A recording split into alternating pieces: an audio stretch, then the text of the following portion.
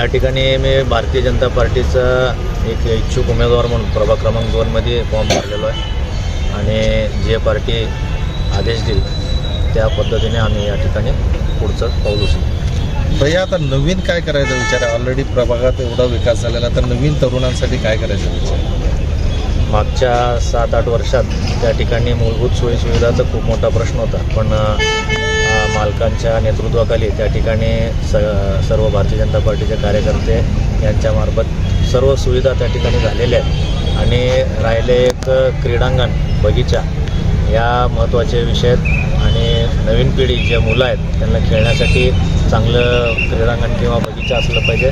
आणि दुसरं म्हणजे आम्ही हॉस्पिटल बोललो होतो, त्या ठिकाणी देखण्याला एक स्वतंत्र दवाखाना आणि शेळगी भागात एक हॉस्पिटल उभा केलेलं आहे. येणाऱ्या काळात युवकांच्या रोजगारासाठी जे काही त्यांचे सूचना घेऊन त्या पद्धतीने आम्ही प्रयत्न करू. आपल्या पॅनलसोबत इतर अजून कोण दिसतील? सध्या कुठलंच पॅनलला आजपर्यंत आम्हाला मिळालेलं नाही. जे पार्टी बी फॉर्म या ठिकाणी देणार आम्हाला त्याचं आम्ही पालन करू. अर्ज भरताना केदार उंबरचे सोबत दिसले काँग्रेसचे नेते, त्यांनी देखील प्रवेश केला आहे असं माहिती आहे. काय या भागात काम करत असताना त्या सर्वांचं साथ आणि सर्वांचं मार्गदर्शन या भागातनं मला लाभलं आणि आज त्यांनी एक मोठ्या भाऊच्या नाते या भागातल्या नागरिकांच्या सोबत इथं येऊन फॉर्म भरताना एक आशीर्वाद दिला. भाजपामध्ये नवीन चेहऱ्यांना यंदा तरी संधी मिळणार का?